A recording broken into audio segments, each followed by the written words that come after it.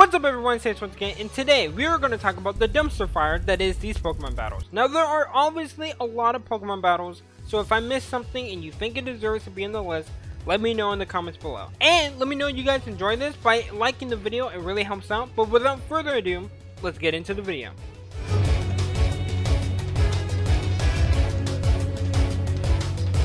Coming in at number 5, we have Elaine versus Leon, and I want it to be known that Elaine losing is not the problem. I'm pretty sure everyone knew that he had lost way before the battle even started. The problem is how disrespectful this loss was. If you never saw all the crazy things that Elaine did with his Mega Charizard, then you wouldn't see the problem. This guy fought legendary Pokemon. You know, the thing that Ash, the main character, also did throughout the entire anime and the movies. Yeah, this guy did that, and I'm not saying that Leon couldn't do the same, but the fact that Elaine lost without putting up a fight, that don't make no sense. Not to mention, I think I speak for everyone when I say, we wanted the rematch against Ash and Elaine. I wasn't mad that Ash lost because it made sense even though I wanted him to win, but this could have made up for that, and we didn't get that. And as far as I can see, we're not getting that anytime soon, so I think this was a missed opportunity.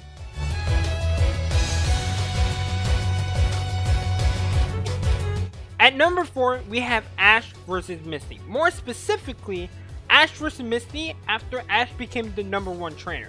This was so stupid. It doesn't make any sense. I didn't even know about this until I looked it up because I had completely missed this battle ever happening. And my god, was this bad. Ash lost against Misty over a fucking cluster. Are you kidding me? This man just beat Leon, Cynthia, Steven, and so many other talented trainers along the way, and you mean to tell me that the writers thought it made sense to have him lose to Misty for a cluster?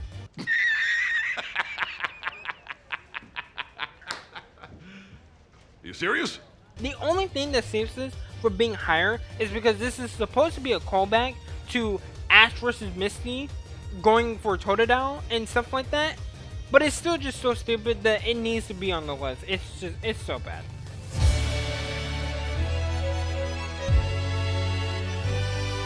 Coming in at number 3, we have Ash vs Cameron. Where do I start with this one?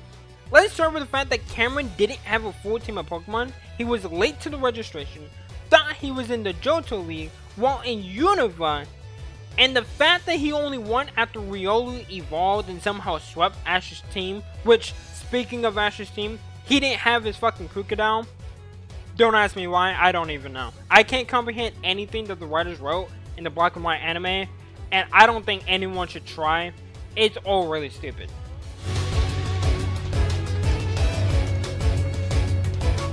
So if you're wondering why Ash vs Cameron wasn't higher, it's simply because I wasn't expecting much after the shit show that happened at the beginning of the series. Ash vs Trip. This wannabe Paul beats Ash's Pikachu with a Snivy, a level 5 Snivy. And I know what people are gonna say, but Ace, they had to reset Pikachu, otherwise he'd be OP, and he couldn't use his electric type move, so that made it harder on that. No one cared. You see, the problem is that this was written terribly, 1, and 2, Ash still has 4 regions worth of experience. Regardless of what you want to say, he is still a better battler, or at least he should be, unless you're gonna tell me he loses like 200 IQ points whenever he starts a new journey. But that wouldn't make sense because he acts as a mentor to both May and Dawn before this, so explain all of that. I hope this character never comes back and this battle is burning in the bottom of hell itself. That escalated quickly. I hate this battle with a passion, okay? And some of you may be wondering why. And the answer was simple. I was 8 years old and I was hurt one day. I didn't know that this was a running theme with the anime. I had only seen the ending of the Hoenn series and the Diamond and Pearl anime at this point. And so when the writers decided to bring in the dumbest character of all time and his sole purpose was to beat Ash to send him to this, I lost my mind.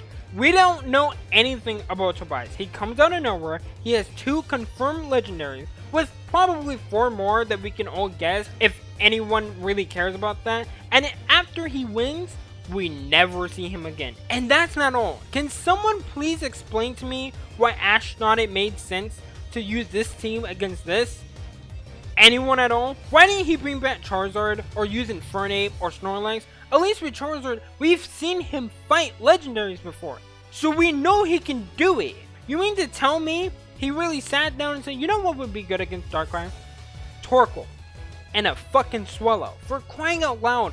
Staraptor is right there. At least he can use close combat. And it's not Ash's fault for once. It's just the writers. I don't care that he lost because they wanted to keep him traveling through more regions, but at least attempt to make it make sense. The other times he lost were dumb, but no one can seriously sit here and tell me that someone having the 6 Infinity Stones to beat Ash isn't the worst thing that's ever happened, especially when he is never talked about ever again. Now this is my list. If you disagree, let me know why in the comments below, and this is all just my personal opinion and all for fun. And hey, consider subscribing since you made it this far in the video, and I'll see you guys next time. See ya.